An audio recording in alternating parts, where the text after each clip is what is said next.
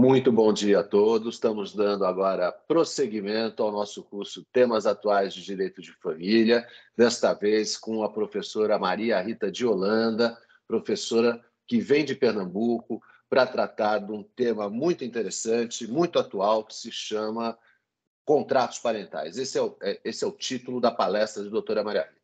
Mas antes eu gostaria de dar alguns recados práticos aos senhores e depois apresentar devidamente doutora Maria Rita.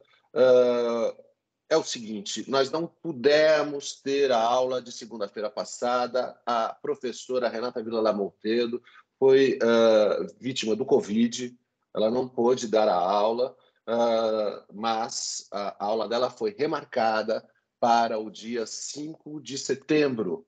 Então, após a palestra da doutora Carolina Brochado, que estava prevista para ser a última palestra do nosso curso, haverá, então, a reposição de doutora Renata Vilela Monteiro, e, com isso, nós esperamos resolver essa ausência da semana passada.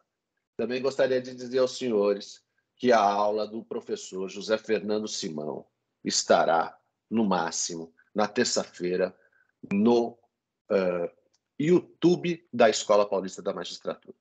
Para os alunos que não conseguiram assistir a aula simultaneamente, na segunda-feira pela manhã, eles poderão, no decorrer dessa semana, assistir pelo Moodle. Eu não tenho, para efeitos de presença, eu não tenho a data exata em que a palestra do Dr. Simão vai entrar no Moodle, mas até o final dessa semana ela deve entrar, e aí os senhores poderão assistir para poderem conferir a sua presença aí no nosso curso e poderem obter o certificado de participação.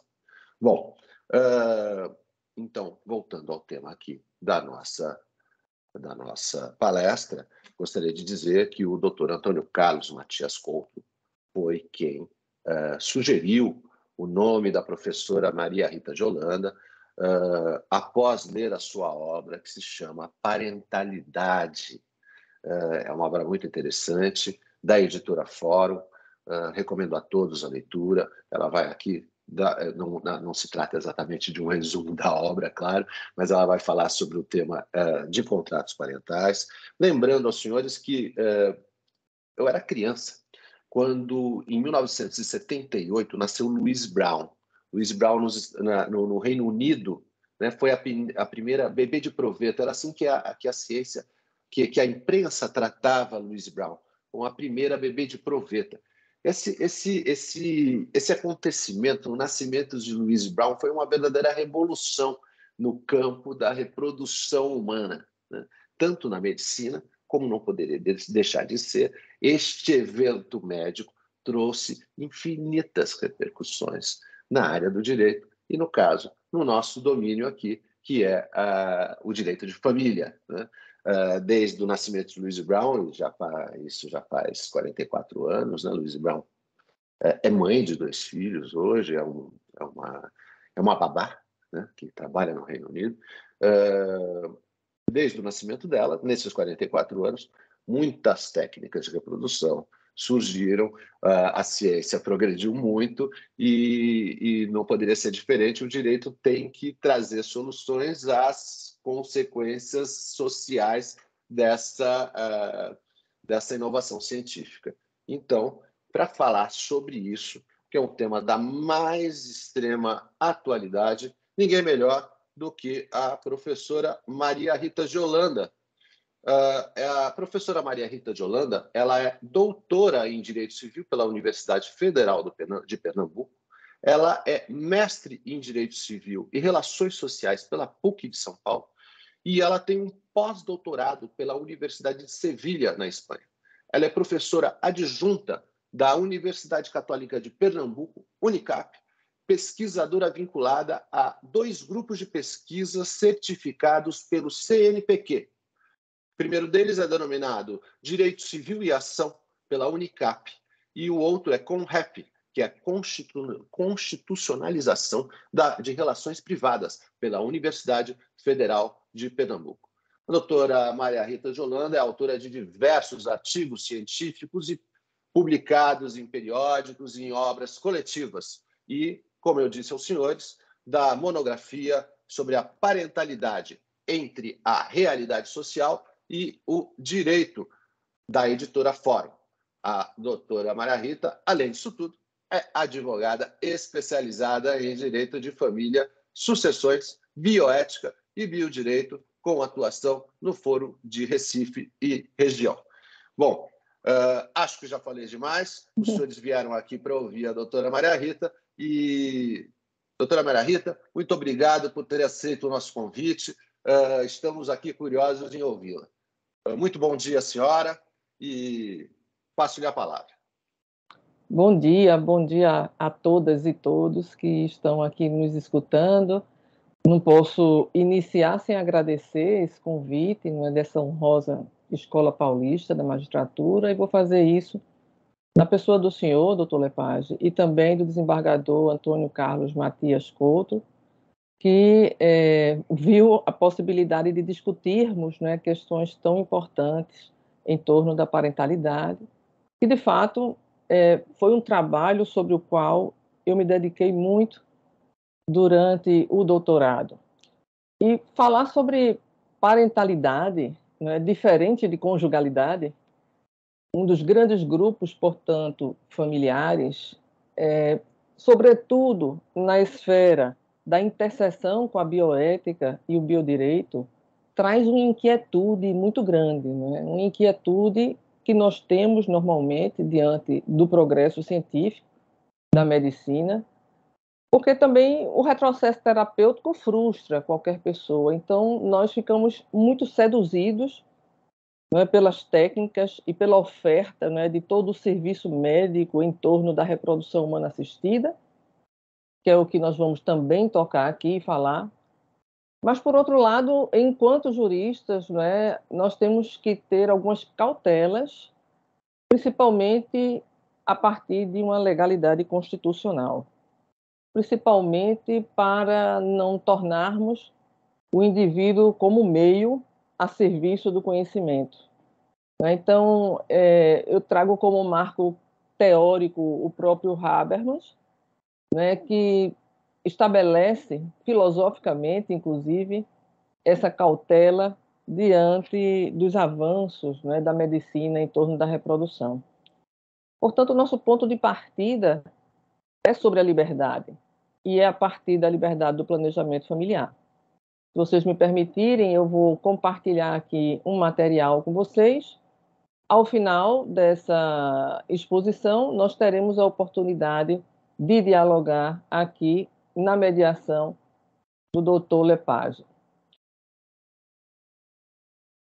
O tema proposto, portanto, são contratos parentais.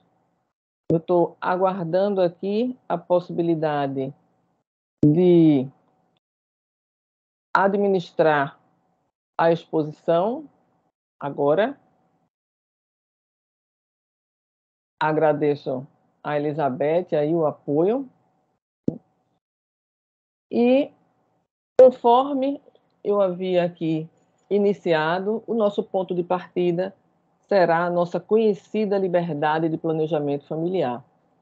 E a partir daquela reflexão inicial que eu trouxe aqui para vocês, dos cuidados de mantermos efetivamente a esperança e o avanço da medicina em prol da humanidade, mas também dos cuidados em torno do uso exacerbado dessa medicina, nós temos que refletir se essa liberdade de contratar, ela realmente parte do reconhecimento de um direito fundamental de tudo contratar, né? Então, talvez nós devamos, a partir do direito civil, refletir também em que momento da autonomia nós estamos vivenciando o nosso sistema jurídico de direito civil, e devemos também refletir se podemos, sim, sempre contratar como direito fundamental, sempre exercer a nossa vontade de contratar, porém, em termos de conteúdo dessa liberdade contratual,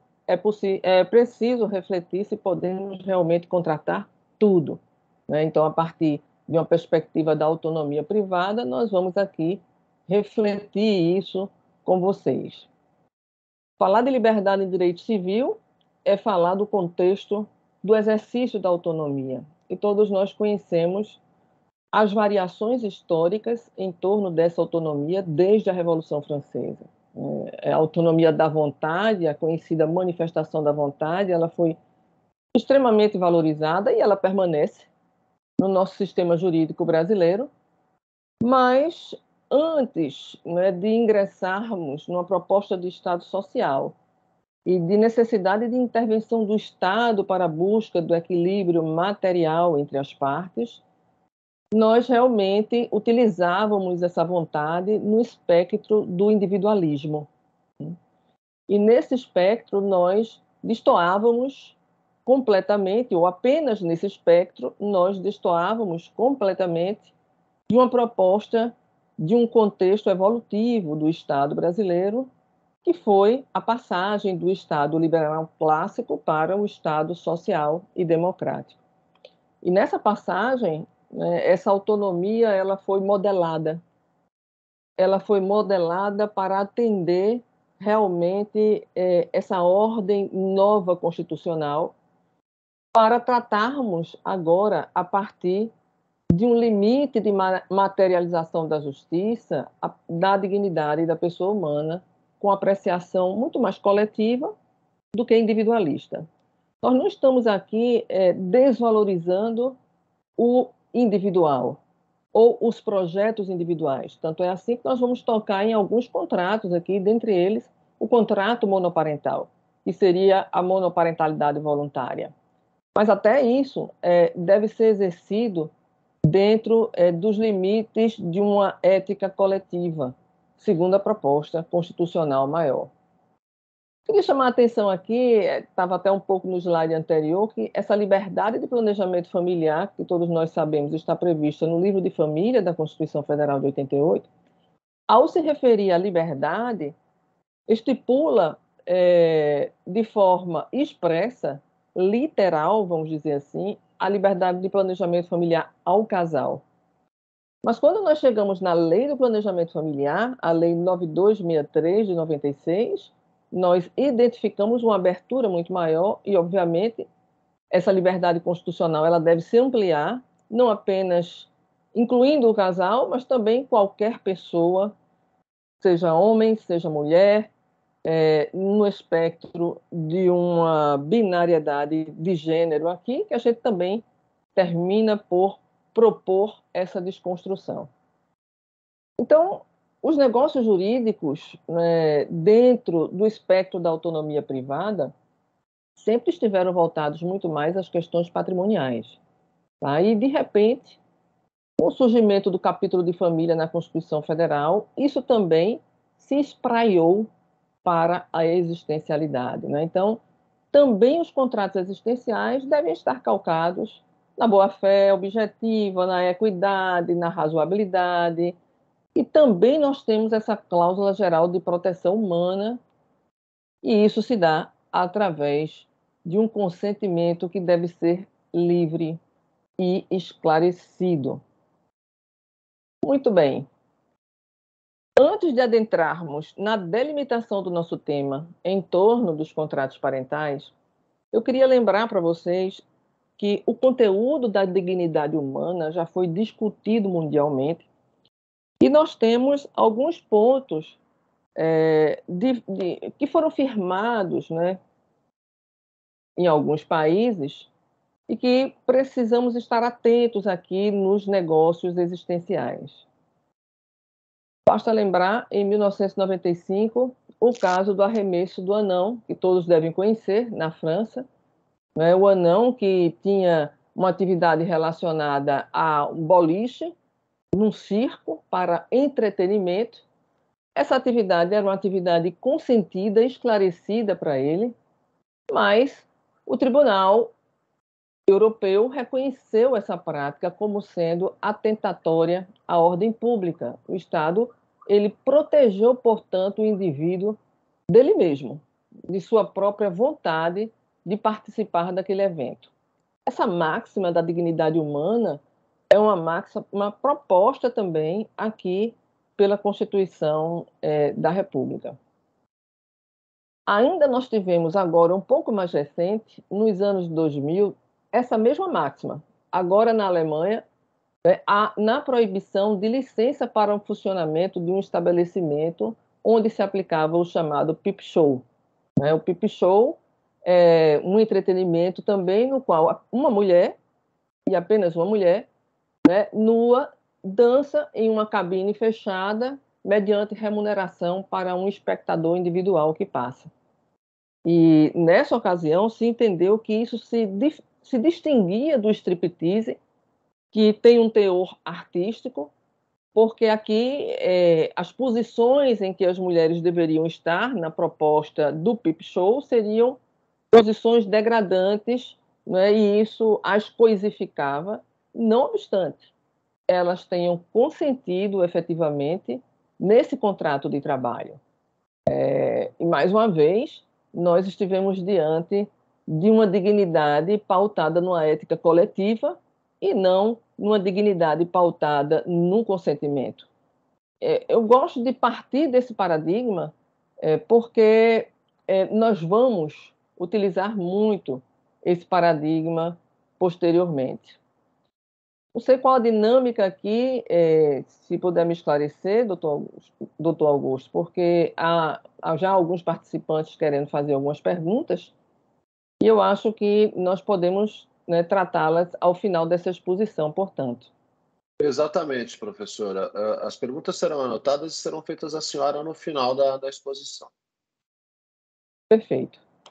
Então, no nosso sistema, eu queria situar o nosso sistema jurídico brasileiro. Eu acho até que se vocês tivessem tido a aula da professora Renata Mutedo, nós estaríamos totalmente alinhadas com relação a isso, porque também me inspiro na obra dela sobre liberdade e família, em que ela traz, não é, uma corrente doutrinária norte-americana a partir da concepção de que um país ele pode, sem contradição, se apresentar como tendo um sistema paternalista libertário, né? Parece haver uma contradição aí, porque um sistema paternalista é um sistema que intervém, né, totalmente na esfera das relações privadas, e um sistema libertário é um sistema que não intervém e que, portanto, deixa ao bel prazer o exercício dessa vontade ou da autonomia da vontade.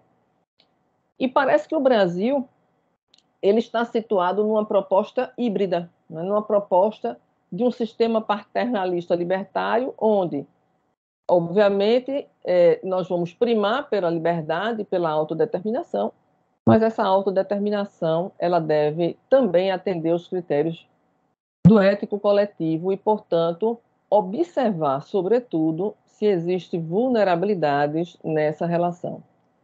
O nosso direito de família, ao meu ver, gente, o meu posicionamento não é uníssono, obviamente, né? Nós estamos aqui para debater, mas na minha proposta e em tudo que eu pesquisei e escrevi, eu situo a parentalidade no direito de família muito mais na esfera do direito privado e, portanto, reconhecendo que há, sim, normas cogentes e normas de ordem pública em que o cidadão brasileiro não pode, obviamente, se afastar, né? Está sujeito a essa normativa.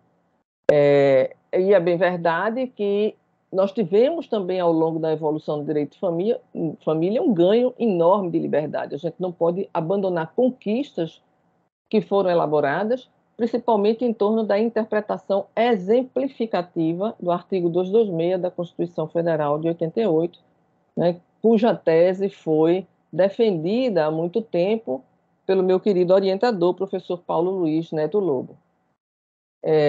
E hoje nós vivemos, né, uma doutrina de contratualização também nas relações familiares, né? E, obviamente, que essa contratualização, dentro do contexto que eu proponho, é uma contratualização que deve ocupar aqueles espaços que não foram delimitados pela norma cogente.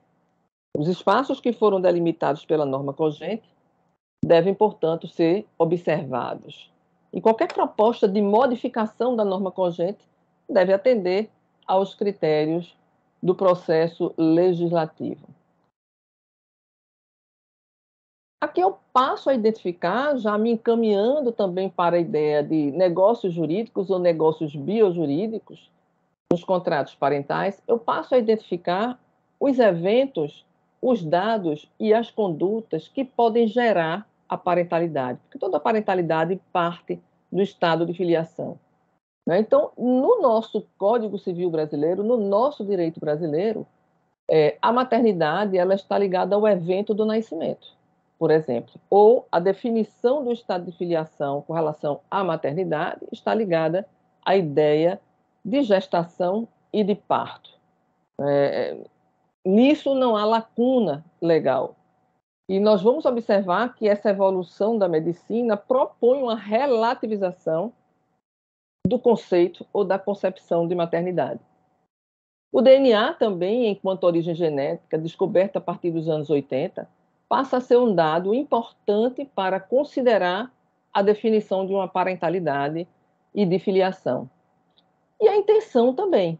A intenção permeia uma conduta que pode também iniciar um estado de filiação e a parentalidade.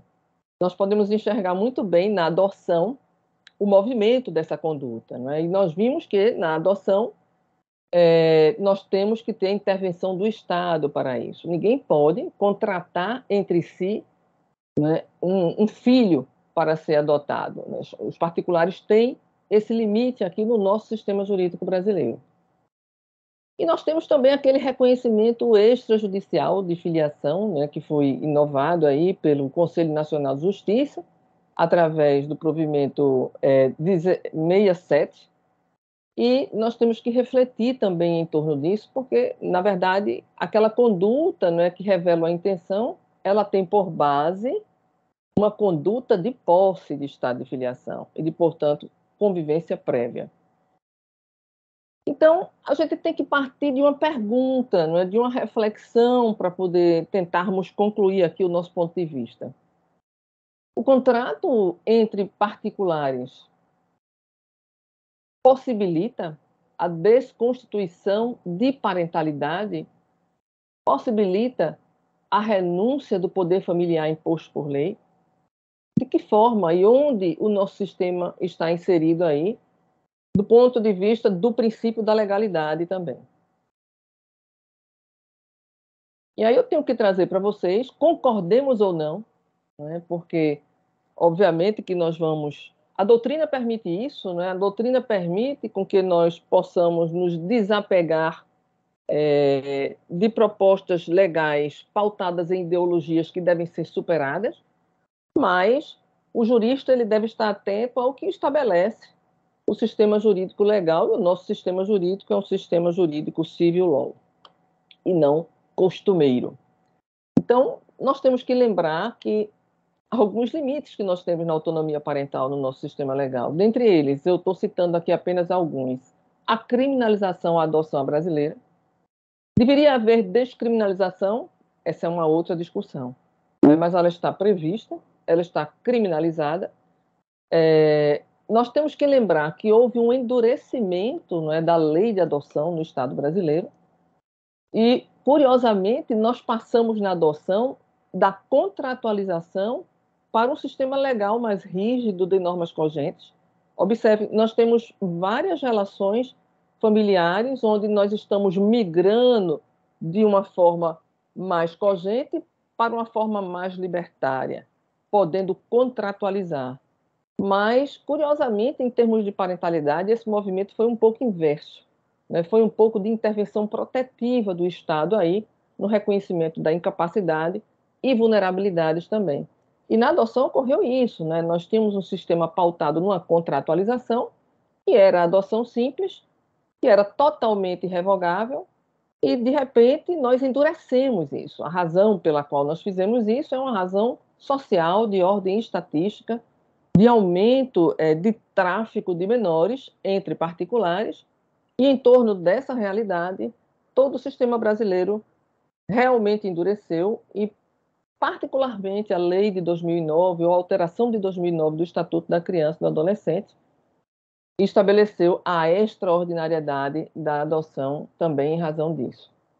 E nós temos uma penalidade prevista na regra do poder familiar, que é a penalidade de destituição do poder familiar na hipótese de entrega irregular do filho em adoção. Então, nós somos um sistema jurídico, diferentemente de outros sistemas. Até recomendo aqui, se alguém não tiver assistido ainda, o filme Juno, para entender. É um sistema jurídico totalmente oposto ao nosso, né, onde a autonomia da vontade impera, onde as pessoas podem escolher ter ou não ter filhos já a partir da gestação, onde as pessoas podem escolher entregar seus filhos onerosamente ou gratuitamente, e mesmo escolher a quem entregar seus filhos. Esse não é o nosso sistema. Bom, então eu vou delimitar o meu tema nos chamados contratos firmados por meio da assistência médica, nos chamados negócios biojurídicos. Eu vou tratar aqui especificamente do contrato de cessão de útero, do contrato da monoparentalidade voluntária e do contrato da coparentalidade, que são novos comportamentos e novas condutas que nos conduzem à observância de novos valores existenciais também. Bom, para também contextualizar o meu ponto de vista, eu gostaria de ampliar a doutrina da bioética e do biodireito. Nós estamos habituados, né, na doutrina pacífica e majoritária a trabalhar com a chamada bioética principialista, que é uma bioética também de origem norte-americana.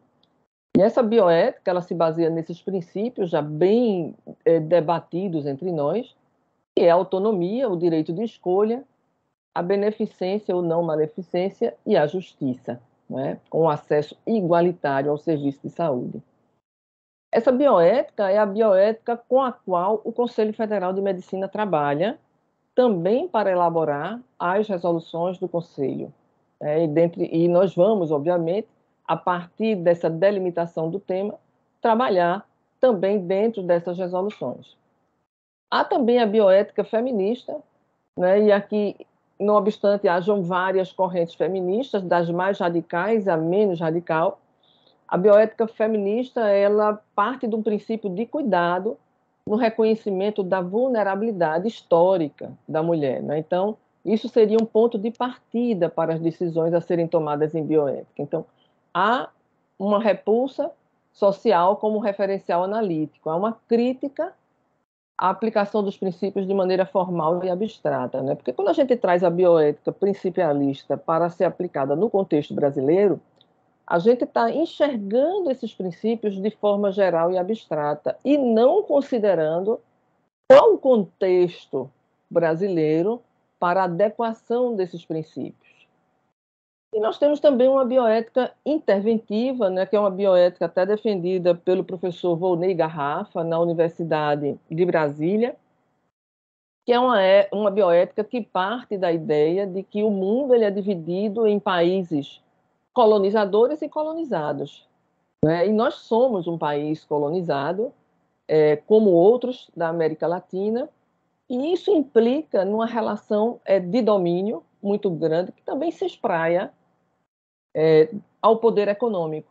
Então, aqui a proposta, né, e a decolonialidade é trabalhada e muito bem trabalhada pelo Aníbal Quijano, quem tiver interesse depois, né, de alcançar isso, seria também uma razão pela qual a bioética e o biodireito aqui no Brasil precisa ser um pouco mais interventivo, tá? Não totalmente, mas um pouco mais interventivo dentro daquela proposta de que nós somos um sistema paternalista libertário. Muito bem, sabemos que não temos lei no Brasil que regule a reprodução humana assistida. E, não havendo lei, esse espaço ele foi ocupado pelo costume médico. E ele foi, de alguma forma, regulamentado pelo Conselho Federal de Medicina, órgão competente para as regras deontológicas de atuação dos médicos. É importante identificar a natureza jurídica das resoluções do Conselho Federal de Medicina para refletirmos se há competência desse órgão para estabelecer direitos e obrigações entre as partes, para refletirmos se há competência de estabelecer mudança de estado de filiação.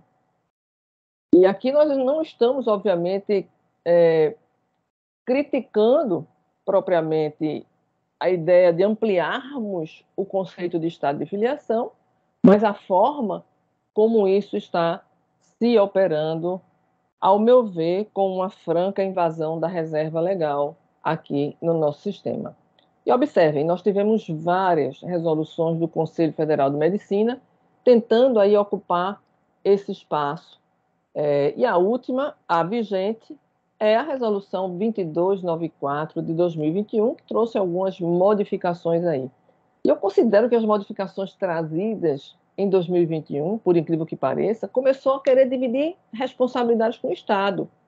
Porque, por exemplo, para o descarte de embriões, que se exigia apenas a autorização dos contratantes, agora será necessário autorização judicial para que haja esse descarte. E isso nos faz ver que o Conselho Federal de Medicina deu uma recuada aí no estabelecimento das suas regras costumeiras, né, para ter o cuidado de dividir essa responsabilidade com o Estado no descarte ou na decisão de descarte dos embriões. Né? Essa modificação ela foi extremamente criticada, principalmente por todos aqueles que defendem a autonomia da vontade e a liberdade sobre o seu material genético, enquanto direito de personalidade. Né? Algo para se refletir também. Né? A gente parte também de uma discussão muito grande, muito ampla, da natureza jurídica do embrião criopreservado. E observem que nós tivemos uma distância muito grande, né, entre a resolução primeira e a segunda, e depois nós tivemos modificações bem próximas até chegarmos a 2021. Então, me parece que a cada descoberta médica haverá, portanto, uma resolução que proteja a atuação do médico na oferta desse serviço e perante a demanda. Só para retomarmos um pouco toda a legalidade constitucional que nós pretendemos retomar aqui, os princípios fundamentais a que nós estamos adstritos nos negócios biojurídicos estão pautados na dignidade da pessoa humana. Eu trouxe lá antes um pouco um conteúdo definido de dignidade humana no mundo, na liberdade, na autonomia, né, também de poder fazer, e também na igualdade, que estaria ligada também ao acesso por todas as pessoas às técnicas que são garantidas pela própria lei do planejamento familiar, todos os meios científicos possíveis. A nossa realidade permite considerarmos que os brasileiros todos, sem exceção, têm acesso às mais elaboradas técnicas de reprodução humana assistida? Existe essa igualdade nesse acesso? E aí, para começarmos o nosso primeiro contrato parental, que é o contrato de cessão de útero, eu queria apenas dizer para vocês que, e principalmente considerando que o desembargador Couto partiu da minha obra, dizer para vocês que foi muito difícil trabalhar direito e realidade social em torno da parentalidade. Porque nós temos que fazer sempre esse trânsito da realidade. E nós temos uma realidade brasileira completamente diferente de países bem desenvolvidos. Nós temos uma realidade brasileira calcada em uma desigualdade abismal de classes econômicas. Ainda há pouco estava conversando com o Dr. Lepage sobre as diferentes demandas segundo as classes sociais nas varas de família. As demandas são distintas, né? E, portanto, nós temos que considerar esse contexto de domínio do mais forte sobre o mais fraco, que está também muito vinculado às leis do mercado. Tá? Muito bem. Então, o nosso primeiro contrato parental aqui, a cessão de útero, a partir da Resolução 2294, estabelece que pode se estabelecer só e somente só a partir de uma finalidade terapêutica, por todas as pessoas, solteiras e uniões homoafetivas também, né, porque isso foi acrescentado, pessoas casadas, independentemente de orientação sexual, recomenda, obviamente, que essa sessão de útero não tenha um caráter lucrativo, então a ideia de solidariedade permeia aqui essa nossa prática, esse nosso costume. Se um dia viermos a legalizar essa prática, regulamentar essa prática em lei, acredito que será a partir desse espectro da solidariedade, para garantir também esse espectro da solidariedade, que o Conselho Federal de Medicina, nessa resolução, estabelece que ela deve ocorrer entre parentes até o 4º grau. Talvez por essa razão não tenhamos uma história jurisprudencial litigiosa de disputa positiva pelo arrependimento da gestante que cedeu o seu útero em face da contratante. Tá? Então, há uma recomendação, né, e há uma presunção, vamos dizer assim, de que se isso for realizado entre parentes, será minimamente garantido que isso está sendo realizado por solidariedade e não de forma onerosa, porque nós não temos supervisão disso, nós não temos fiscalização do Estado em torno disso. E, é claro, partindo do consentimento livre, esclarecido e termo de compromisso esclarecendo a filiação e compromisso do registro. Então, aqui nós já enxergamos o Conselho Federal de Medicina elaborando uma mudança de estado de filiação e também estabelecendo obrigações, deveres, né, de registro para os contratantes. Observe que há aí, portanto, considerando que o objeto da ciência humana é um e o objeto da ciência jurídica é outro, né, nós regulamos a aplicação social disso e o objeto da ciência humana são as descobertas e até onde ela pode chegar. Há aí uma invasão, né, de reserva legal por parte do Conselho Federal de Medicina.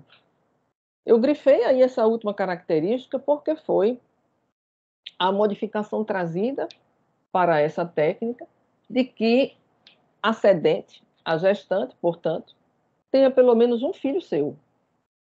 Não havia essa recomendação antes e isso se tornou. Então, observe que, mais uma vez, nessa postura em 2021, o Conselho Federal de Medicina criou mais um empecilho. Estava tudo muito livre e ele se movimentou em criar mais uma condição.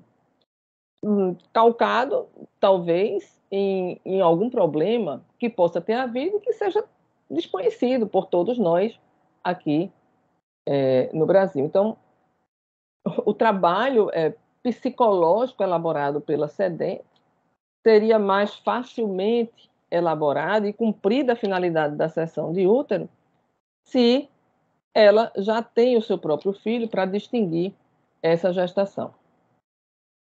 Nós temos, a partir do Conselho Federal de Medicina, e isso é muito importante, pessoal, nós temos, a partir do Conselho Federal de Medicina, o provimento 63 de 2017, o Conselho Nacional de Justiça também não teria essa competência, e nesse provimento nós podemos enxergar, né, a determinação do registro mediante o contrato. E nós sempre estamos enxergando também os pais casados, no caso de filhos de casais, nós sempre estamos enxergando a procura do registro de casais aqui e a apresentação dos documentos. A gente tem que lembrar que a gente tem uma lei, né? A Lei de Registros Públicos, com relação a isso, onde há a exigência do documento do DNV também, para fins de garantir a maternidade proveniente da gestação, mas o provimento 63 estabelece que o oficial de registro tornou-se competente. O oficial de registro, ele deve obrigatoriamente reconhecer na autonomia da vontade do contrato parental que a filiação deve ser estabelecida para os contratantes e não para a cedente, diferentemente do previsto por lei. E isso traz uma preocupação grande, não é? Porque nós não tivemos um processo democrático para o estabelecimento desse provimento. E aqui esse ativismo ele sai também da esfera judicial para uma esfera administrativa preocupante, porque a depender da modificação ideológica de quem assuma o Conselho Nacional de Justiça, as modificações que podem ocorrer aí não têm a participação democrática e popular. E, mais uma vez, a gente se pergunta, em termos de contexto brasileiro, será que realmente as pessoas que assinaram esse contrato detêm autonomia? Será que, na realidade social, essa autonomia existe? Será que a falta de autonomia pode ser presumida, por exemplo, por uma opressão social de diferença de classes no Brasil? Será que uma mulher no Brasil que cede o seu útero, na realidade, ela está fazendo isso dentro de sua plena autonomia? Ou ela está realmente fazendo isso em busca de alcançar algum direito fundamental dela? Bom, também lembrar que, em termos da cessão de útero, os nossos sistemas no mundo eles estão divididos, né? Existem aqueles sistemas proibitivos, na maioria dos países da Europa, inclusive. Existem aqueles sistemas que permitem com onerosidade, e muitas pessoas que detêm poder aquisitivo vão buscar, né, nesse sistema a proteção, e aqueles que propõem a permissão sem onerosidade, que eu acho que o Brasil vai se encaminhar por essa esteira, e os indefinidos, né? O Brasil ele tem essa indefinição. Ele não permite nem proíbe. E nós temos aí um fortalecimento da prática dos costumes. Só que esse costume é um costume que não pode ser alijado das leis do mercado. Então, a gente começa a observar que a oferta desse serviço entra numa preocupação também de consumo. Tá? A oferta desse serviço está entranhada em uma sociedade do consumo. E essa atividade, essa oferta dos serviços médicos é uma oferta extremamente lucrativa. Eu me pergunto também por que é que, depois de 15 ou mais de 15 projetos de lei que tramitam no Congresso Nacional sobre reprodução humana assistida, nós ainda não temos uma lei de reprodução humana assistida. Talvez hajam interesses econômicos envolvidos aqui, porque não havendo lei, esse preenchimento, né, desse costume vai consolidando ou naturalizando essa prática. E aqui é a razão pela qual nós temos que estar atentos a isso. Eu trago aqui uma pesquisa que foi elaborada pelo professor Marcos Catalã, vocês devem conhecer, e professora Carla Froner, um livro que eu recomendo também, que é A Reprodução Humana Assistida em uma Sociedade de Consumo, né, onde houve a identificação de 150 clínicas aqui no Brasil, com 111 com sites em funcionamento, na análise da região sul, com 23 sites analisados. Então, o que foi detectado nesses sites? Primeiro, imagens de famílias sempre felizes. 56,5% desses sites mostram uma realidade romantizada, uma realidade eugênica, vamos dizer assim, né? Então, mostra a idealização de um ser humano, que só será completo também se tiver filhos. Imagens de bebês brancos, cabelos loiros e olhos azuis, 78,2% desses sites. Imagens de bebês gerados pela clínica, né, numa promoção do serviço para mostrar o sucesso da clínica, 34,7%.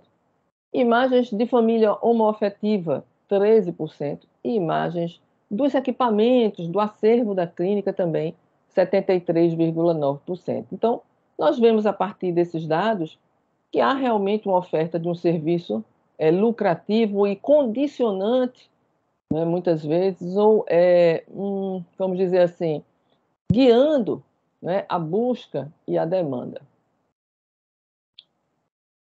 Nós temos também uma pesquisa que eu orientei aqui na Universidade Católica de Pernambuco, que foi realizada em redes sociais, onde nós podemos desmistificar a ideia de que aqui no Brasil a cessão de útero ocorre gratuitamente.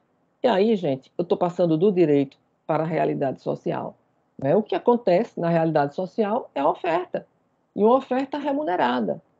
E dentro do contexto regional aqui de Pernambuco, por exemplo, eu posso dizer para vocês que uma cidade do interior de Pernambuco aqui paga o equivalente a 10, 15 mil reais para uma jovem que nunca teve um filho, ou mesmo que tenha tido filhos, leva para São Paulo, dá um banho de loja, volta, paga os 10 mil, 15 mil, que isso para ela, né, dentro da pobreza que ela vive, isso para ela é fundamental, né, é algo que ela pensa que enriqueceu e que vai realmente atender a todas as suas expectativas, e, portanto, o que nós enxergamos na nossa realidade social é que isso pode estar sendo feito no aproveitamento também dessa desigualdade social.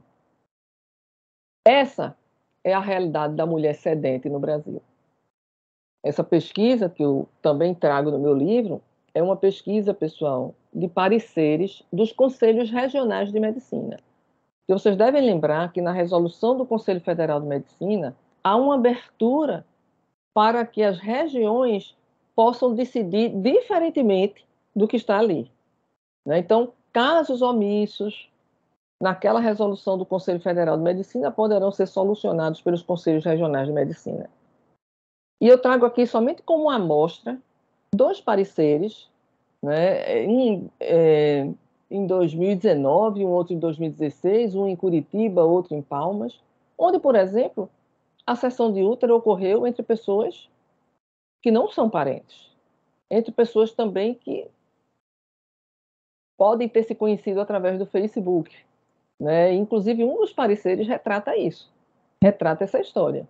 Então, talvez a gente não tenha aí uma realidade conforme idealizamos para a cessão de útero. Apesar disso, quais são os futuros e perspectivas que eu vejo para a cessão de útero? Eu vejo que o Brasil vai legalizar essa cessão de útero, mas eu recomendo fortemente que essa legalização não venha no formato do provimento do Conselho Federal de Medicina. Seria muito importante, né, até para garantir a igualdade material entre as partes, o equilíbrio contratual, inclusive, que essa vontade ela fosse autorizada judicialmente para garantir que aquelas pessoas que estão ali ou são parentes ou realmente são pessoas que estão pautadas numa solidariedade por serem próximas, por terem alguma relação afetiva anterior, mesmo sem o parentesco, para garantir que não haja essa onerosidade, inclusive com intervenção do Ministério Público, inclusive para delimitação territorial, porque a falta de delimitação territorial para o acesso a essa busca aqui no Brasil termina gerando um turismo reprodutivo enorme. Quando eu estive na Espanha, eu pude perceber essa discussão. Então, o Brasil está na rota realmente de um turismo reprodutivo, e delimitar essa territorialidade seria uma forma de controle, seria uma forma de proteção, de intervenção do Estado, mas uma intervenção protetiva, tá? Não uma intervenção castradora do exercício da autonomia. No contrato parental, que é o contrato chamado de produção independente, né, nós temos uma permissão constitucional, porque a Constituição protege a monoparentalidade e não especifica se essa monoparentalidade é involuntária ou voluntária. A monoparentalidade, ela pode se dar voluntariamente. Então, essa busca, ela pode ocorrer, não é, através de doação de gametas e embriões, ressalvado sempre, isso também está previsto na resolução do Conselho Federal de Medicina, o anonimato desses doadores para que não haja repercussão da responsabilidade parental para esse doador. Anonimato não ocorre na seção de útero, né? É impossível ocorrer anonimato na seção de útero. E aqui a gente parte do pressuposto de que a bigenitoriedade não é um direito fundamental, né? Então, pessoas sozinhas possuem sim o direito fundamental, o direito reprodutivo fundamental, ao alcance dessa parentalidade, assim como pode adotar sozinho um filho. Essa ideia de bigenitoriedade não ser um direito fundamental, ela foi principalmente defendida pela professora Maria Cristina de Sico, em um artigo muito interessante que ela escreveu sobre isso. E aqui eu trago uma ponderação até cautelosa, muito cautelosa, né, que é a interseção que existe entre o contrato monoparental e o contrato de cessão de útero. Vocês estão percebendo, pelo meu posicionamento, que eu considero o contrato de cessão de útero um contrato que está ferindo a legalidade em nosso sistema, né? E aí, se eu considero o contrato de cessão de útero como algo que possa estar violando, no Brasil, na realidade, o direito fundamental da mulher cedente, possa estar violando um conceito legal de maternidade, eu tenho que enxergar que no contrato monoparental, muitas vezes, se ele é exercido por uma pessoa sem útero, prefiro designar assim, tá? Vocês estão vendo aí no slide homem e mulher, como sendo mulher necessariamente aquela que tem útero e homem aquele que não tem útero, mas considerando o conceito social de gênero, a gente pode simplesmente dizer pessoas que não têm útero, para o acesso à monoparentalidade voluntária, precisarão da cessão de útero. E aí vai uma reflexão. Bom, se eu vou dar acesso apenas a pessoas que estão com útero, ou que possuem útero, não haveria aí um tratamento discriminatório? E principalmente, e as relações homoafetivas, né, entre homens? Como é que poderia ser esse acesso? Para lembrar um pouco o tratamento da igualdade, lembrem que eu estou sempre partindo de uma base legal da Constituição, eu trago a reflexão de Paulo Lobo e de Celso Antônio Bandeira de Mello, também num livro que eu recomendo, que é O Conteúdo do Princípio Jurídico da Igualdade. O Celso, ele diz que qualquer elemento residente nas coisas, pessoas ou situações pode ser escolhido pela lei como fator discriminatório, donde se segue que, de regra, não é no traço da diferenciação escolhido que se deve buscar algum desacato ao princípio isonômico. Ele chega a comentar no livro que o fato de o artigo 5º prever que todos são iguais perante a lei, independentemente de sexo, tal, raça, religião e etc., é o reconhecimento de que essa diversidade existe. É o reconhecimento de que essa diferença existe. Se não houvesse o reconhecimento de que essa diferença existe, bastava estar lá, todos são iguais perante a lei. Então, a descrição trazida pela própria Constituição garante a igualdade na medida de suas diferenças, né? Que é como nós trabalhamos a igualdade. E, por fim, para que nós possamos também abrir aqui para uma conversa, estou observando aqui para que minha fala não passe muito de 1 hora, dentro do que me foi permitido nessa aula, a chamada coparentalidade. Não sei se vocês já ouviram falar, mas eu acho que talvez mediaticamente a coparentalidade tenha passado a ser discutida no âmbito do direito de família a partir do caso de Gugu Liberato. Ainda hoje subjúdice, né? Há realmente uma disputa judicial entre os filhos de Gugu Liberato e a própria mãe, com relação ao patrimônio, porque o Gugu Liberato teria assinado, junto com Rose, né, um contrato de geração de filhos, que é um contrato que poderia ser partido de 2 pessoas que nunca tiveram conjugalidade ou união estável, que não pretendem ter e não terão essa conjugalidade. Então, seria a possibilidade da bigenitoriedade por pessoas, independentemente de qualquer aspecto conjugal. O Rodrigo da Cunha Pereira diz que a coparentalidade é uma espécie do gênero parentalidade, ao lado da parentalidade anaparental, homoparental, da parentalidade extensa, da parentalidade adotiva, da parentalidade ectogenética. Então, seria, pessoal, a construção da parentalidade por um pacto. Um pacto entre duas pessoas, como eu disse, que nunca estiveram, não estão e não pretendem estar em conjugalidade. Você pode me dizer, Maria Rita, isso não existe na realidade. E eu vou, mais uma vez, trazer a realidade que essa demanda ela está surgindo. Quer concordemos com ela ou não, é uma demanda, né, que está surgindo. E essa possibilidade de contrato de geração de filhos. Isso também é bem trabalhado pela professora Ana Carolina Brochado, tá? Porque ela trabalha muito a contratualização das relações familiares, vocês vão estar com ela, e ela tem um livro fantástico sobre isso, mas onde ela reconhece também que essa contratualização, nas relações familiares, ela tem espaços que não podem ser exercidos plenamente com a liberdade. Então, há aí um pacto de compartilhamento de responsabilidade entre as pessoas, um pacto de registro, de assistência moral, intelectual e criação. Eu me pergunto se esse pacto é um pacto necessariamente escrito, né? Porque vamos observar a seguinte questão.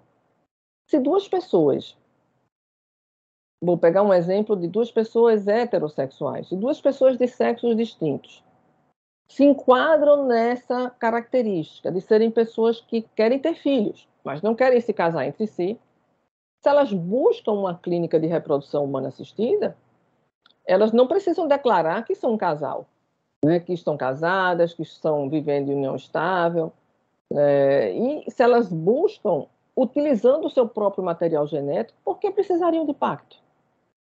Porque o próprio dado do material genético já os vincula ao estado de filiação. E o estabelecimento dos direitos e obrigações estaria no pacto desses particulares com o próprio Estado, quando ele estabelece que há direitos e obrigações no poder familiar, quando ele reconhece que o DNA gera estado de filiação, esse estado de filiação deve ser levado a registro, e uma vez registrado, essas cláusulas, vamos dizer, desse contrato, são cláusulas de adesão entre os particulares e o Estado. Tá? Então, eles não podem, por exemplo, nesse pacto particular, estabelecer algo distinto do que estabelece a lei no que diz respeito ao poder familiar. Eu vou disponibilizar todo esse material, pode ser que vocês estejam achando um pouquinho pequeno o que está aí, ou eu não soube aqui aumentar um pouco essa tela, mas aqui está um dado da realidade social de grupos que são formados através de redes sociais. Vocês estão vendo aí pelo menos 5 grupos formados de pessoas que estariam interessadas em ter filhos entre si. Percebam, são pessoas que não se conhecem previamente e estão se conhecendo através de um chat, através de uma rede social, no propósito de ter filhos. Né? Há exemplo dos aplicativos de relacionamento, como o Tinder. Nós temos agora, portanto, alguns aplicativos de parentalidade, de pessoas que querem e sabem e querem se relacionar apenas para isso, sem haver nenhuma ligação amorosa entre elas. É um dado, é uma realidade social. Se você me disser, ela não existe, Maria Rita, eu estou te dizendo aí, e mostrando que ela surge a partir daí. E eu tenho que confessar também que eu fiz uma pesquisa empírica a esse respeito. Para eu chegar a esse dado, eu tive que me cadastrar nesses grupos e responder questionários sobre se eu sei a diferença entre doação de gametas, gestação de substituição e coparentalidade, dizer por que eu estava entrando ali, e eu fui absolutamente leal em dizer que sou professora, estou fazendo uma pesquisa científica e gostaria, né, de me inteirar mais sobre a realidade da coparentalidade, e alguns grupos permitiram que eu entrasse. Até hoje eu recebo no privado propostas de terem filhos comigo. Né? Apesar de eu ter esclarecido tudo isso, né, fica lá, né, a minha condição de ser alguém interessado em apenas ter filho com outra pessoa. Então, essa atividade é uma atividade que, dentro da nossa sociedade de consumo, já está, inclusive, monetizada. Né, porque alguns desses chats para você se manter, você já tem que pagar por mês e para conhecer pessoas.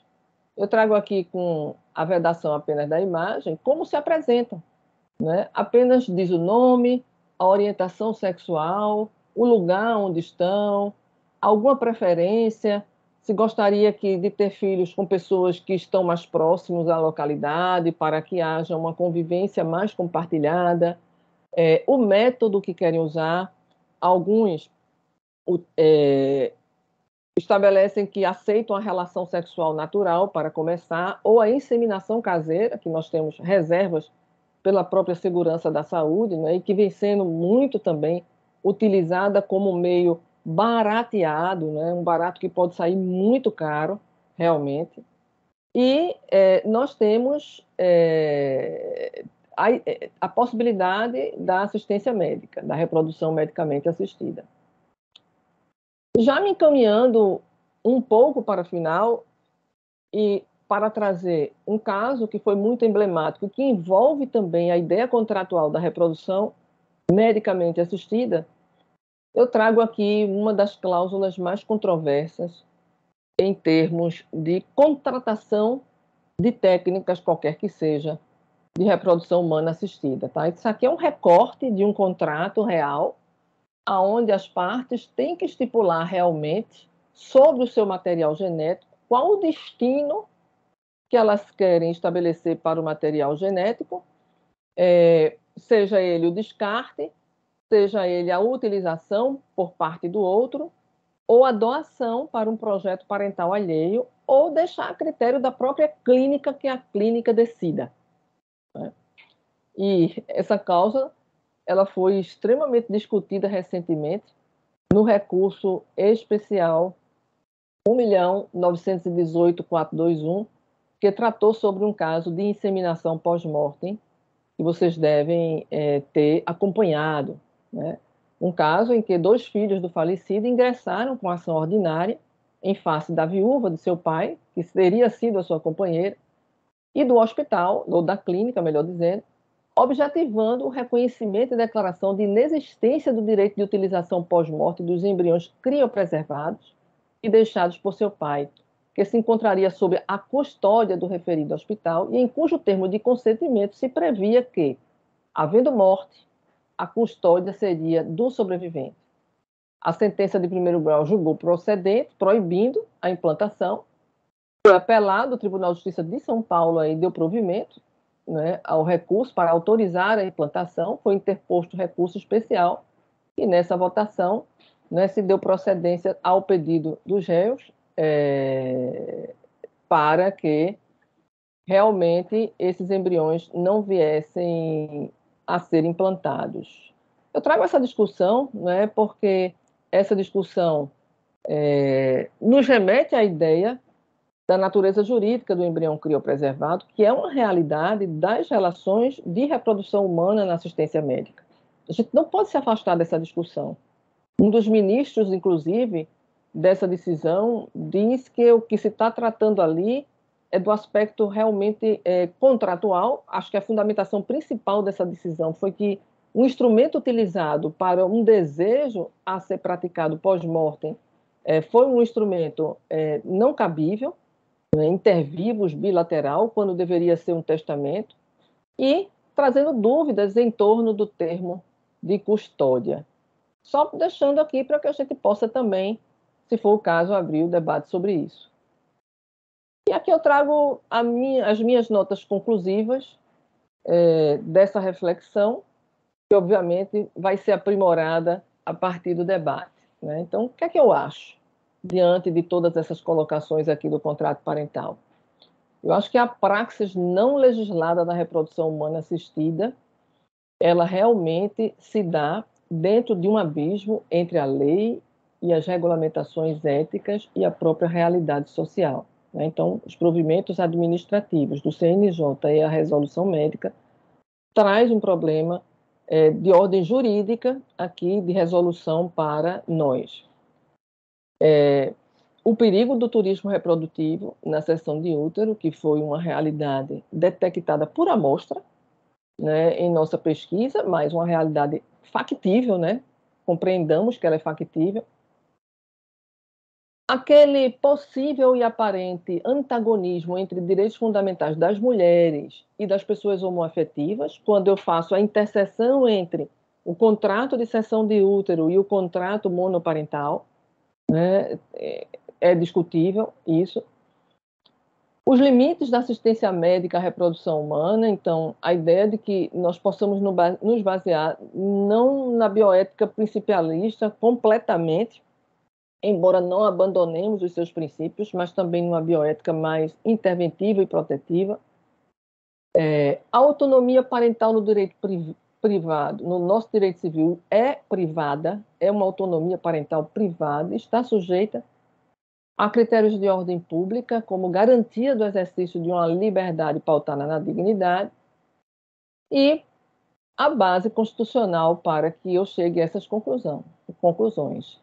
Os contratos parentais biojurídicos devem se pautar na liberdade científica, isso está previsto no artigo 5º, desde que utilizada para reforçar a ideia de dignidade, também está prevista no artigo 1º, e a prevalência dos direitos humanos, também previsto no artigo 4º, obstando toda e qualquer prática desumana e degradante. Então, toda vez que a gente pegar abstratamente um caso desse, a gente tem que observar como é que isso está sendo tratado na realidade social, principalmente considerando que nós somos simplesmente um sistema permissivo e que não temos a regulação para isso. Trago aqui apenas no final, e depois disso, Elizabeth, você posso tentar descompartilhar aqui, do Habermas, que eu apresentei como marco teórico desde o início. A autonomia é antes uma conquista precária de existências finitas, que só conseguem se fortalecer quando conscientes de sua vulnerabilidade física e de sua dependência social. Então, muito obrigada aí pela atenção de todos. E vamos ao que mais interessa. Doutora. Muito obrigado, doutora, pelas suas colocações. Agora nós iniciamos aqui a fase das perguntas. As perguntas podem ser feitas aqui pelo chat e eu gostaria aqui de iniciar com duas colocações, com duas indagações a respeito aqui a respeito do tema de hoje. A primeira delas é a respeito do recurso especial que a senhora mencionou agora no final da palestra. É um caso aqui paulista, né? Foi um caso permeado de intensos debates no Superior Tribunal de Justiça, sustentações orais e tudo mais, e os filhos do primeiro casamento acabaram ganhando a ação, né? No sentido de que o uso do material genético após a morte de um dos doadores desse material, o pai, no caso, ele só poderia ser feito se houvesse um expresso consentimento. A decisão foi a respeito da forma do consentimento, que o consentimento dado ali naquele contrato não era suficiente, né? Dizendo que a viúva ou o cônjuge sobrevivente seria o responsável pelo material genético, né? Haveria a necessidade de um consentimento mais explícito. A doutora mencionou que isso deveria se dar através de um testamento. Ele poderia ser contratado, esse consentimento mais explícito, ao invés de nós pensarmos num testamento, por exemplo? O que a senhora acha, à luz do que o Superior Tribunal de Justiça decidiu? Do ponto de vista mais legalista, né, doutor Lepage, uma disposição para a última vontade seria ou poderia ser interpretada como realmente uma cláusula dentro de um contrato bilateral. Eu me referi aqui ao testamento porque esse foi um debate também trazido pelos ministros com relação à forma, em que pese eu concordar com o senhor que a grande polêmica foi em torno da clareza desse consentimento que não havia. E eu me permiti achar que essa questão da forma, não do consentimento, mas da forma através do qual houve esse consentimento, terminou gerando para as clínicas na realidade social a necessidade de revisão de alguns contratos para isso, sabe? Então, houve um cuidado. Obviamente, essa decisão do Superior Tribunal de Justiça não quer dizer que no Brasil não poderá haver inseminação pós-morte. Né? Não está pacificado isso, vamos dizer. Isso foi uma decisão muito pontual a esse respeito. Depois eu me peguei pensando, se o senhor me permite ainda uma variação em torno Claro, claro. dessa questão, e ouvi-los também. Eu me peguei pensando o porquê a natureza jurídica do embrião não foi importante ali naquela ação ordinária que foi promovida pelos filhos. Porque no inventário, né, onde foi apresentado, inclusive, um testamento, houve um testamento do falecido para a companheira, no inventário houve uma concessão de uma tutela de urgência, né, para reservar quem é o hereditário para os embriões criopreservados, reconhecendo nesses embriões criopreservados uma natureza jurídica equiparada ao nascituro, numa expectativa de vir a receber a herança. Foi só aí que eu fui entender o porquê do manejo da ação ordinária. Porque, a princípio, essa concepção, e veja como é importante essa concepção da natureza jurídica, porque isso resultaria em uma discussão muito mais permanente para nós. Para mim, a natureza jurídica do embrião criopreservado no Brasil foi definida pela Lei de Biossegurança, naquela discussão sobre a constitucionalidade do artigo 5º. Para mim, a natureza jurídica do embrião sedentário dentro das nossas categorias de direito civil está muito mais na coisa jurídica do que propriamente muito menos como pessoa e também menos como sujeito de direito nascitura, equiparado à nascitura. Eu preciso esclarecer isso para esclarecer o meu ponto de vista. Tá? E, em torno disso, o artigo no Código Civil que prevê a capacidade legítima sucessória é para aqueles que já estão concebidos ou nascidos no momento da abertura da sucessão. E esse embrião criopreservado, não sendo equiparado ao nascituro, não teria legitimidade para suceder. Consequentemente, os filhos que manejaram essa ação não se viriam obrigados ou com interesse de promover essa ação. Porque eu lhes digo, do ponto de vista existencial, o que poderia era ter sido autorizado sem direito sucessório. Autorizada a implantação para o projeto existencial sem direito sucessório. Não há nenhuma violação de igualdade de filiação ao se estabelecer que nós temos filhos com direitos sucessórios e filhos sem direito sucessório. Se realmente esse projeto parental existencial não tinha por fundamento o patrimônio. Se tinha por fundamento o patrimônio, aí nós estamos realmente... Não sei se respondi, que eu terminei entrando em outra discussão, doutor Lepagio, porque a questão suscita realmente... Respondeu sim. Acho que, pelo que eu compreendi de vossa resposta, o contrato mais explícito seria suficiente para resolver sim. Esse problema, né? Sim. Doutora Maria Rita, eu gostaria de dizer à senhora que hoje, agora, neste momento, no presente momento, nós contamos com quase 400 espectadores, assistentes, alunos, e muitos deles aqui dizendo que a sua aula foi excelente, foi muito elucidativa, com conteúdo muito interessante, dando os parabéns à senhora, presente aula, aula maravilhosa, excelente palestra com conteúdo interessante. São dezenas aqui de comentários positivos. E eu gostaria de prosseguir com uma pergunta aqui de um dos nossos alunos. Ele pergunta o seguinte ao Dr. Gustavo Fávaro. Ele pergunta o seguinte: os contratos de cessão de útero e coparentalidade poderiam conter uma pluralidade de contratantes? Dois pais, duas mães, de um lado, do outro também. Eu acho que a multiparentalidade está muito mais adequada legalmente ao contrato de cessão de útero do que afastar a gestante, né, ou admitir a renúncia do poder familiar da gestante. Perceba que, se eu incluir a gestante nessa multiparentalidade, na cessão de útero, eu não estou violando o conceito de maternidade estabelecido por lei. Eu estou atribuindo a ela maternidade, né? Mas o problema é que a cessão de útero ela não tem essa finalidade, não tem a finalidade parental, tem a finalidade instrumental, apenas para o projeto alheio. Então, não sei se eu entendi a pergunta, mas a pergunta estaria na busca por mais de 2 pessoas, né, desse projeto parental. E na coparentalidade, eu vejo com muitas reservas essa coparentalidade fora da família extensa.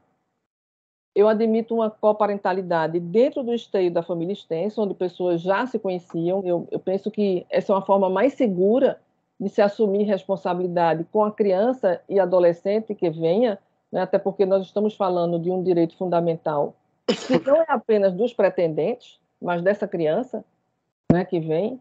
Seria muito mais seguro na defesa dos direitos dessa criança que houvesse um pré-conhecimento entre essas pessoas. Eu trouxe propositalmente essa demanda aí, através dos aplicativos, né? Como eu disse, até hoje estou tendo proposta para ter filho comigo no privado, nessa pesquisa empírica, mas eu vejo com muita reserva essa liberdade de assumir responsabilidades, porque eu vejo nisso um projeto muito individualista.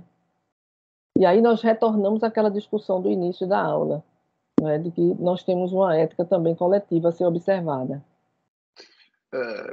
Aí cabe talvez uma pergunta na sequência, que é a respeito da, como o colega disse, a respeito da multiparentalidade. Nos casos de casais homoafetivos, de pessoas transgêneras, elas têm hoje no Brasil efetivamente acesso a todos esses modos de reprodução assistida? Um casal homoafetivo masculino, por exemplo, ele teria esse acesso hoje perante o Conselho Regional de Medicina? Total acesso. E para eles não há finalidade terapêutica a ser provada. Tá. Para os casais heteroafetivos ou heterossexuais, o uso da seção de útero precisa de prova da impossibilidade de levar à gestação por parte da pretendente. Mas para os casais homoafetivos não há essa exigência.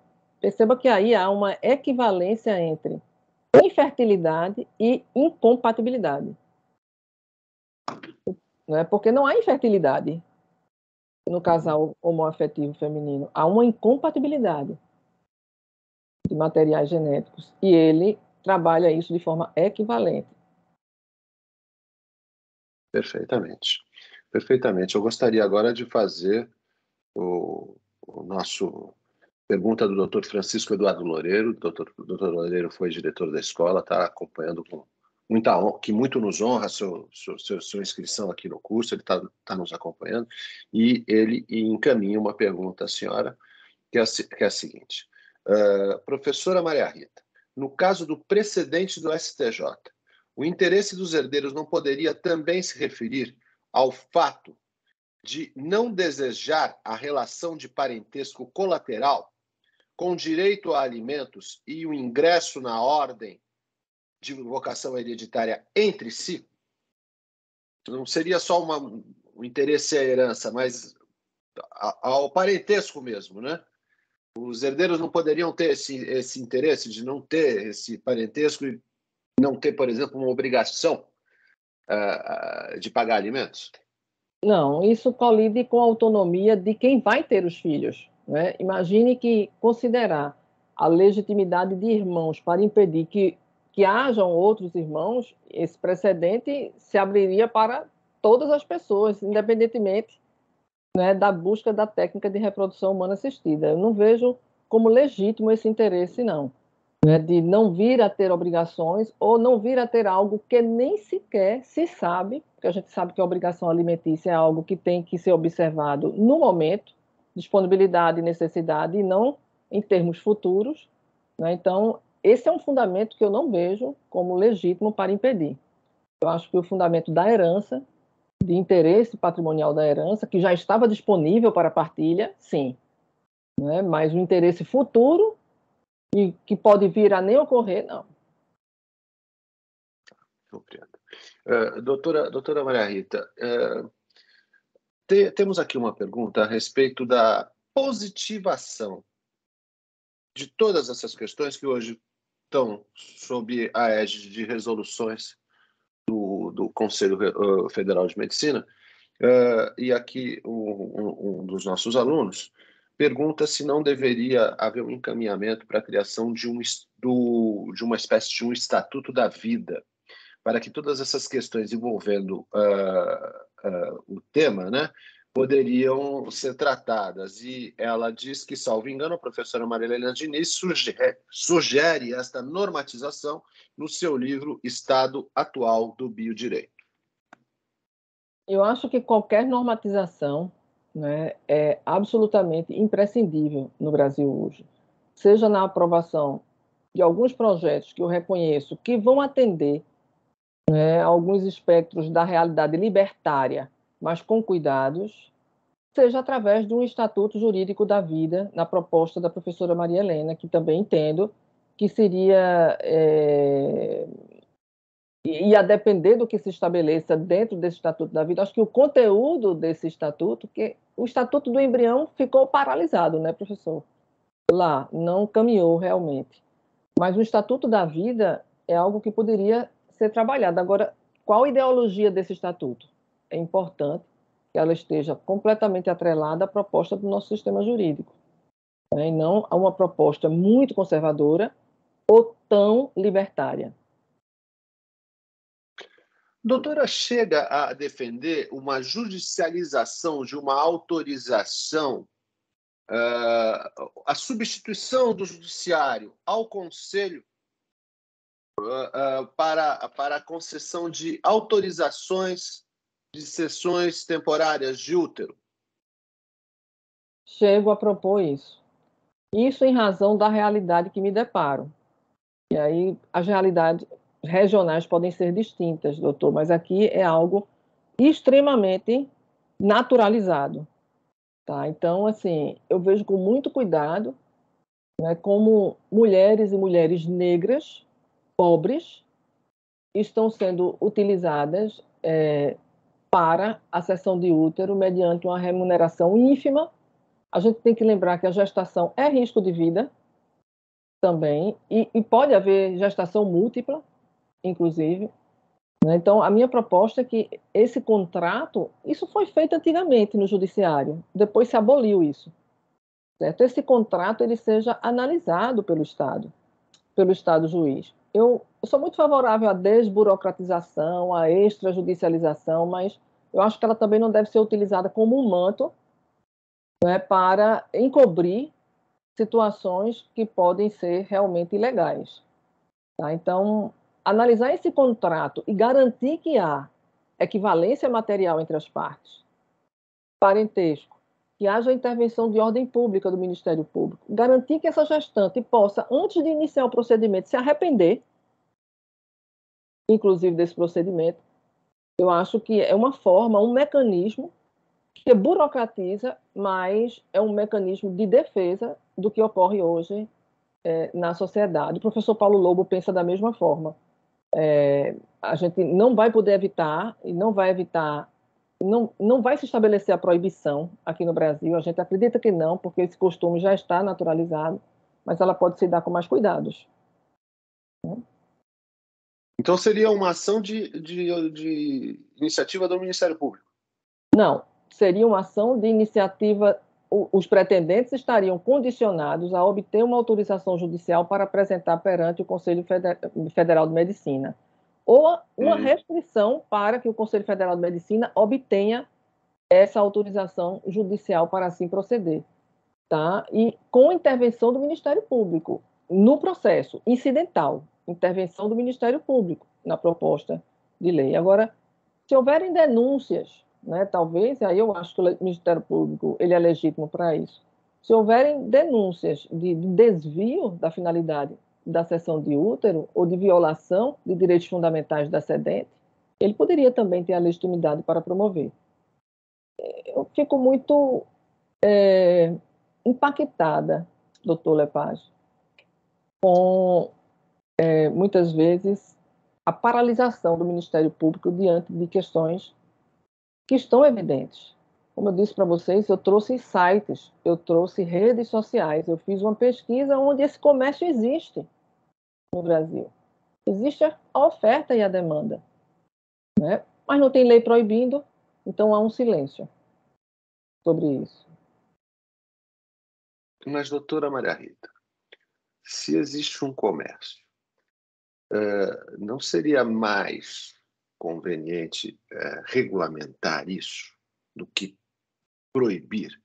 Eu estou pensando no exemplo do estado americano da Califórnia, onde essa questão é totalmente, ela é realmente monetizada, né? Não são só brasileiros, nós temos o caso lá do comediante falecido que, né, com o seu companheiro esteve na Califórnia e lá foram gerados os dois filhos do casal, mas de lugares, muitos europeus também vão à Califórnia em busca da barriga de aluguel, né, que é o termo popular que se usa para cessão temporária de uso, porque na França, por exemplo, essa prática é totalmente proibida, né? Não seria o caso de enfrentar a realidade social de uma maneira outra, sabendo que isso existe, que gestar uma criança por 9 meses é uma tarefa difícil e que muitas vezes as pessoas não têm os seus parentes para fazerem isso. E tentar partir para uma linha de uma regulamentação desta remuneração. Excelente intervenção, doutor Lepage. Esse posicionamento, inclusive, é o da Maria Berenice Dias.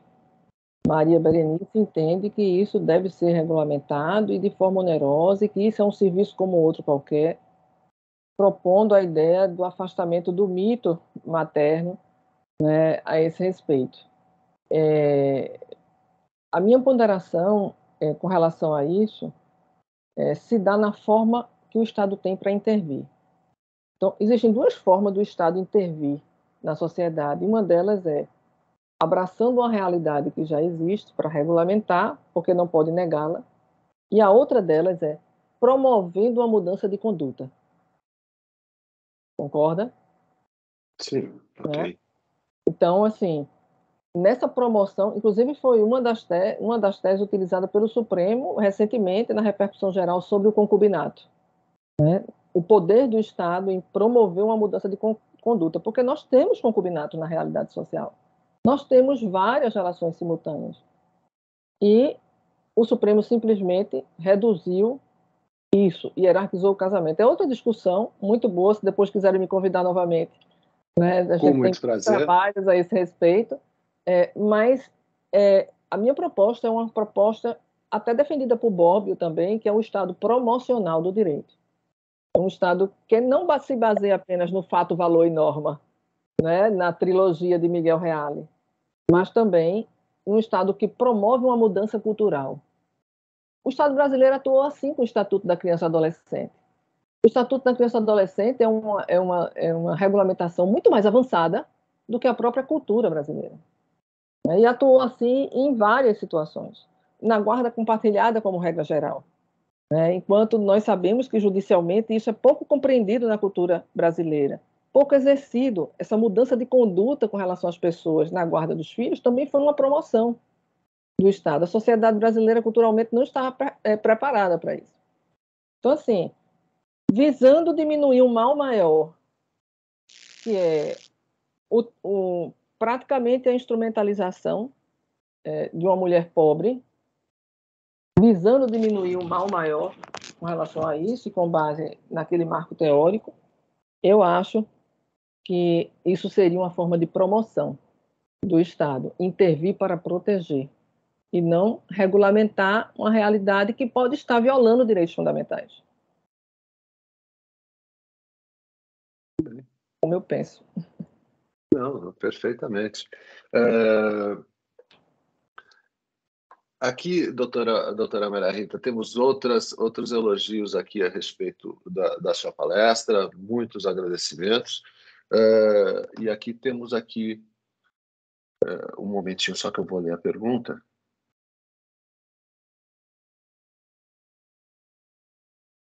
Que é da doutora Juliana Bruno, de Toledo Pisa, e ela indaga o seguinte, a senhora.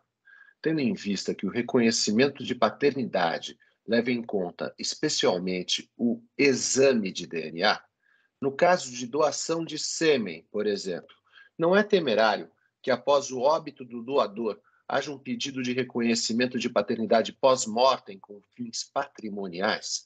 Pergunto, pois nem sempre os herdeiros sabem da referida doação e do material genético. Por essa razão, eu acho que na cultura brasileira é importante manter o anonimato, né, do doador anônimo. O doador anônimo, pela resolução do Conselho Federal de Medicina, o doador, pela resolução do Conselho Federal de Medicina, ele é blindado pelo anonimato. Não obstante, possa-se buscar o conhecimento da origem genética como direito de personalidade. Então, os médicos podem realizar ou atender uma busca para fins de saúde, por exemplo. O professor Paulo Lobo distingue muito bem paternidade de origem genética, né? Então, esse doador, ele doou para projeto parental alheio, a ele não deve ser imputada nenhuma responsabilidade parental, porque ele o fez com outra finalidade.